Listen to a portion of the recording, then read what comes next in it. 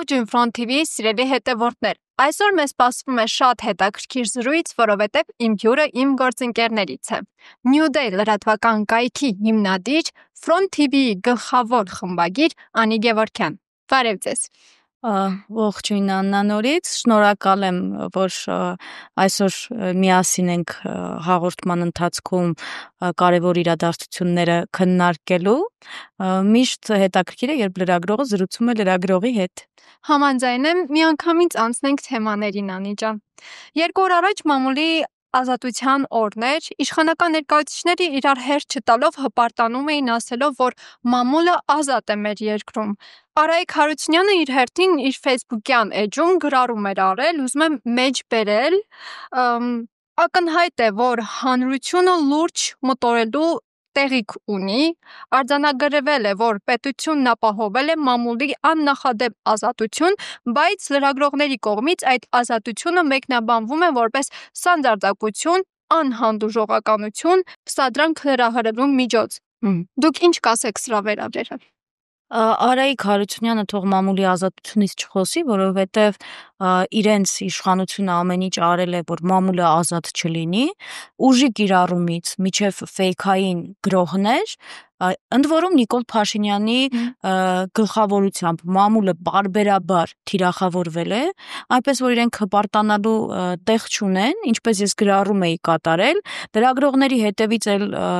որպեսզի խոչընդոտեն լրագրողների աշխատանքը, էլ ՊՊԾ աշխատակիցների են ուղարկել,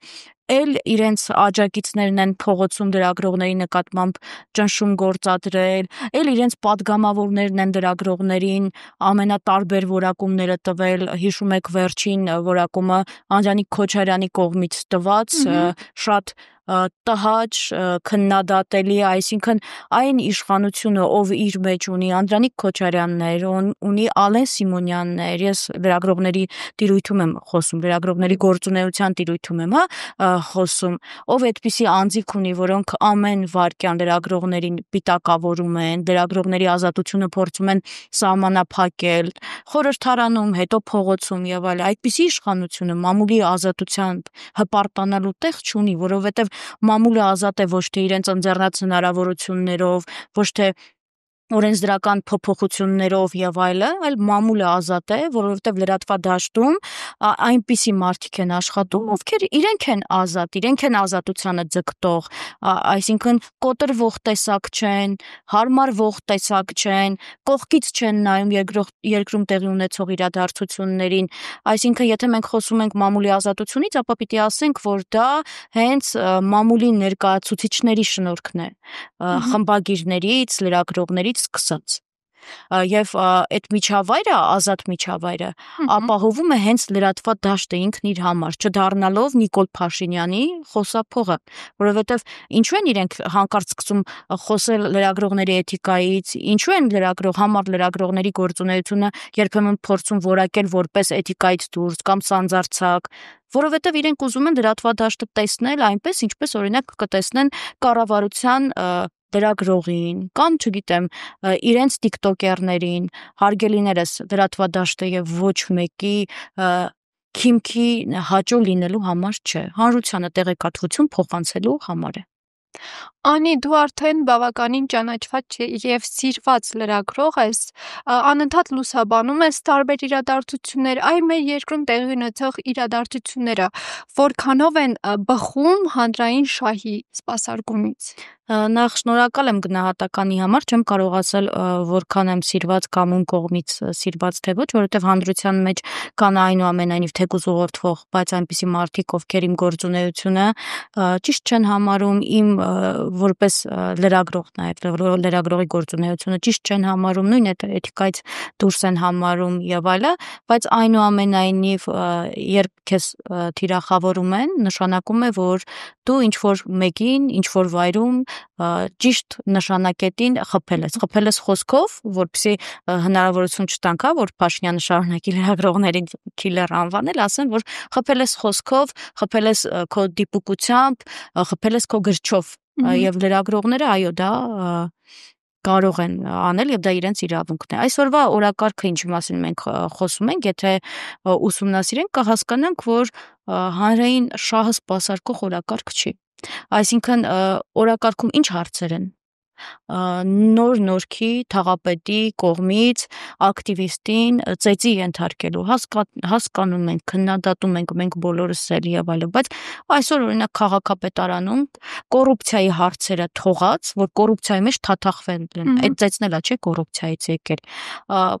խոսում են միջադեպից, ներկայացում են բեմադրում, Ավինյանը ներկայացում է բեմադրում, որ թաղապետը պիտի հանդուրժող լինի եւ այլը, թաղապետը բոլորից ներողություն է խնդրում, բայց ծեծվողից ոչ, այն թաղապետը, որ մի քանի օր առաջ ասում էր, որ ինքը լավ է արել, այն թաղապետը, ում կուսակցության ներկայացուցիչներն ասում էին, որ ինքը ճիշտ է արել, լավ է արել եւ իրենց հետ ովքեր փորձեն սադրանքով խոսել, ապա ուժել կկիրառեն,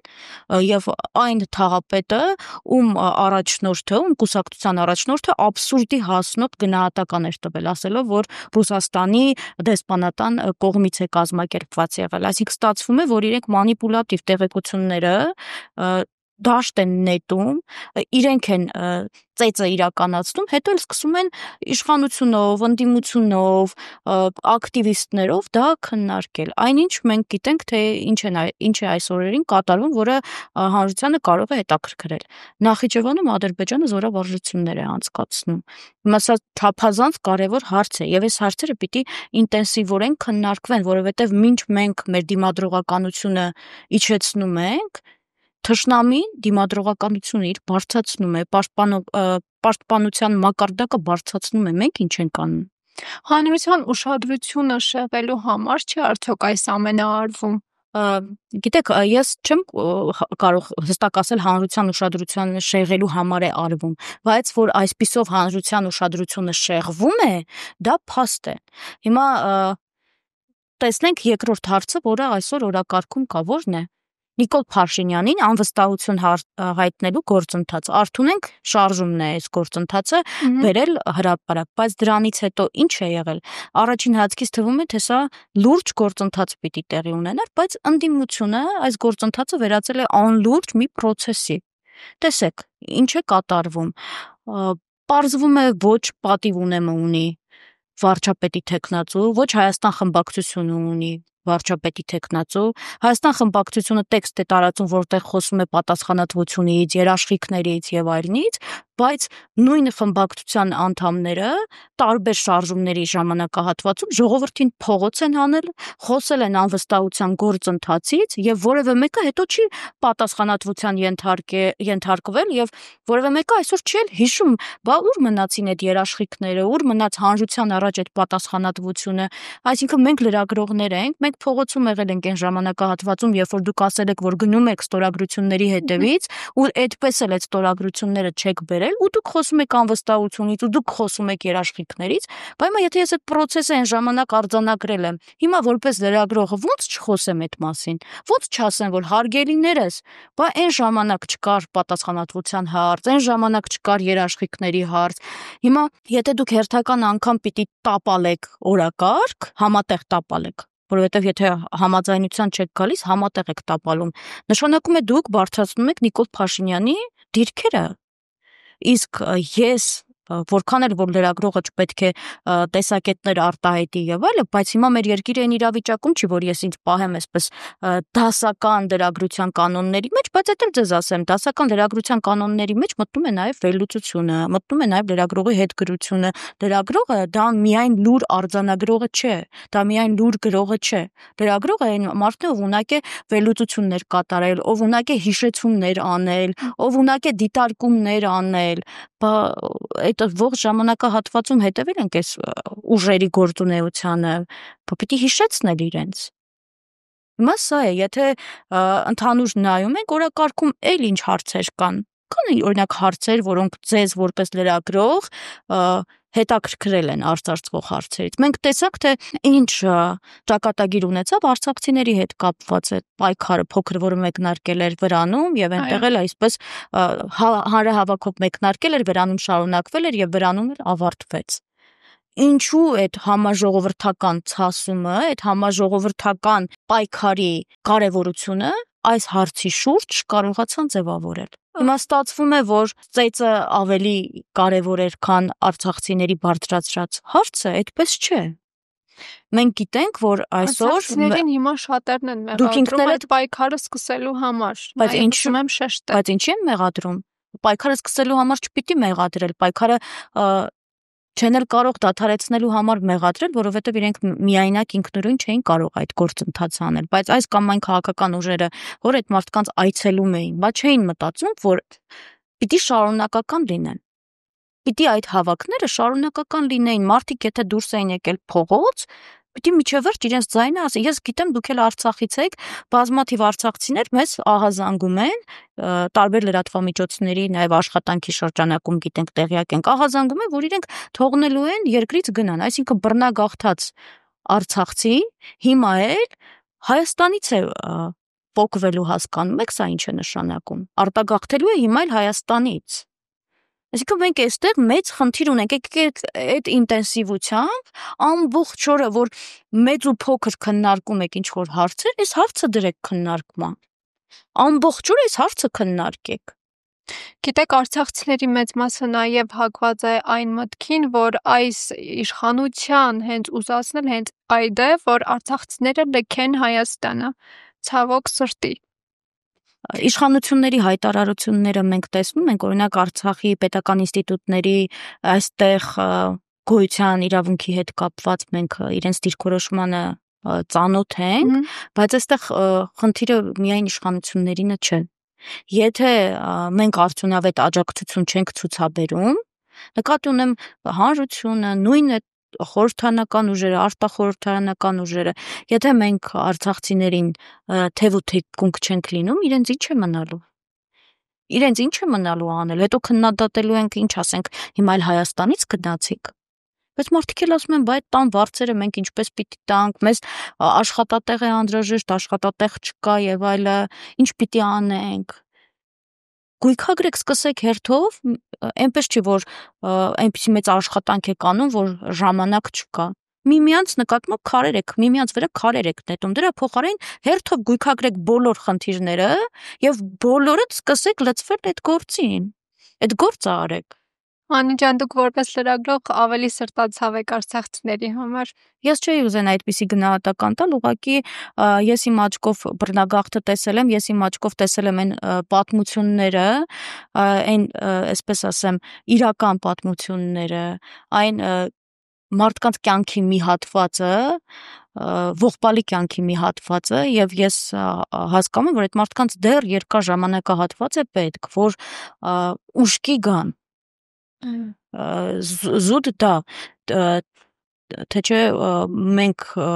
այսպես ասեմ, այս հարցում չենք կարող լինել զուտ արձանագրող։ Այս հարցում մենք ինքներս պիտի հետևողական լինենք։ Մենք, դուք պիտի գնալ այդ արցախցիների պատմությունների հետևից։ Քո թույլտվությամբ եւս մեկ հարց. Նիկոլ Փաշինյանը իր տիկնոջ Աննա Հակոբյանի հետ տարբեր այցեր է կատարում եւ այդ այցերի շրջանակներում բացի կառավարական տեսախցիկներից եւ մի քանի տիկտոկերային տեսախցիկներից այլ տեղեկատվություն մենք չենք ստանում։ Ինչից է որ լրագրողները չեն կարողանում հայտնվել այնտեղ, որտեղ Նիկոլ Փաշինյանն է իր տիկնոջ հետ այցելում։ Հաղորդման սկզբում մենք խոսում էինք մամուլի ազատությունից։ Հիմա Նիկոլ Փաշինյանը եւ իր տիկինը լծվել են 2026 թվականի քարոզ արշավին եւ իրենք լրագրողների ազատությունը սահմանափակում են, որովհետեւ եթե դու նույնիսկ ցանկանաս հայտնվել այնտեղ, որտեղ օրինակ Աննա Հակոբյանը կրթում է մարդկանց, չես կարող, որովհետև լրագրողներից մեկին հաջողվել էր հեռախոսը ձեռքից վերցրել են, իհարկե նա չէր ներկայացել որպես լրագրող եւ այլը, բայց այնուամենայնիվ չէր կարողացել իր մասնագիտական գործունեությունը ամբողջովին իրականացնել։ Եվ երկրորդ, այնտեղ ամբողջ տարածքը սանրում են մինչև իրենց հայտնվելը։ Ճանճն այնտեղով չի կարող անցնել, ուր մնաց լրագրողները կարողանան այնտեղով հայտնվել։ Վախենում են սեփական ժողովրդից։ Իրենք ուզում են իրենց համար ունենալ կանխատեսելի իրադարձություններ եւ ուզում են հրամցնել հանրությանը երկրի այն կողմը, որ կողմ իրենք ուզում են, բայց երկիրն իր հակառակ կողմն էլ ունի եւ պիտի Նիկոլ Փաշինյանի երկրի հենց հակառակ կողմը ցույց տալ։ Մենք տեսնում ենք Փաշինյանն այցելում է Որոտանից կադրեր ինչ որ բնակիչներ են ընդունել եւ այլ, բայց ես վստահ եմ, որ ինչ որ բնակիչներ եղել են, որոնք Նիկոլ Փաշինյանի ճակատին մի քանի բան ասել են, որովհետեւ մենք գիտենք Որոտանում ինչ է տեղի ունեցել Նիկոլ Փաշինյանի քաղաքականության արդյունքում։ Մենք հիմա տեսնում ենք Նիկոլ Փաշինյանը գնում է կանգնում է Կիրանցի պատի տակ եւ Կիրանցի չենք տեսնում բացի գյուղապետից։ Գործարարներին տանում է Կիրանց, իսկ մուտքը Կիրանց սահմանափակված է։ Փորձեք գնացեք Կիրանց եւ լրատվական գործունեություն իրականացրեք։ Ազգային անվտանգության ծառայության ինչքան աշխատակից կա, ձեր հետևից կգա։ Արդյոք սա չի նշանակում խոչընդոտել լրագրողների աշխատանքին։ Իհարկե նշանակում է լրագրողների աշխատանքին խոչընդոտել, բայց այնպես չի, որ լրագրողները Կիրանցից տեղեկատվություն չեն կարող վերցնել եւ իրականություն չեն կարող ցույց տալ կամ ոսկեպարից։ Նիկոլ Փաշինյանը սրանով առաջին հերթին խաբում է ինքն իրեն, խաբում է իր ընտրողներին, որովհետև խնդիրը ունի պահել ընտրողների գոնե այն քիչ զանգվածը, որը դեռ մնացել է, որովհետև անընդհատ գիտեք, սոցհարցումներ են իրականացվում եւ Փաշինյանի վարկանիշի անկման մասին են խոսում։ Հիմա եթե Փաշինյանը այդքան ժողովրդավար է, եթե Փաշինյանն այդքան չի վախենում եւ այսօր էլ Ալեն Սիմոնյանն ասել էր, որ իրենք 50+1 են հավաքելու ընտրություններին, այդ դեպքում խնդիրն ինչ է, այդ համաժողովրդական սերը եթե կա, թողեք ցույց տանք, որ ձեր նկատմամբ այդ համաժողովրդական սերը կա։ Ինչի՞ց թույլ չեք տալի, դա ձեր օգտին է, եթե դուք այդքան վստահ եք, եթե այդքան 50+1 հավաքելու եք, դե եկեք մենք էլ ցույց տանք, որ 50+1-ին համարժեք ժողովուրդը ձեզ աջակցում է։ Բայց մենք տեսել ենք ինչ է կարել, վերջին օրերին ենք չէ տեսել Գյումրիում ինչ են արել։ Թաղային հեղինակություններ կային եւ այլը գործի էին դրել։ Էլ չեմ խոսում այն մասին, որ քրեական հեղինակության բատից էին ազատել։ Դե ինչ, շատ շնորհակալություն այսօրվա հարցազրույցի համար, դեռ կհանդիպենք։ Շնորհակալ։ Իսկ ես հիշեցնում եմ, որ իմ հյուրն էր Անի Գևորգյանը, կհանդիպենք։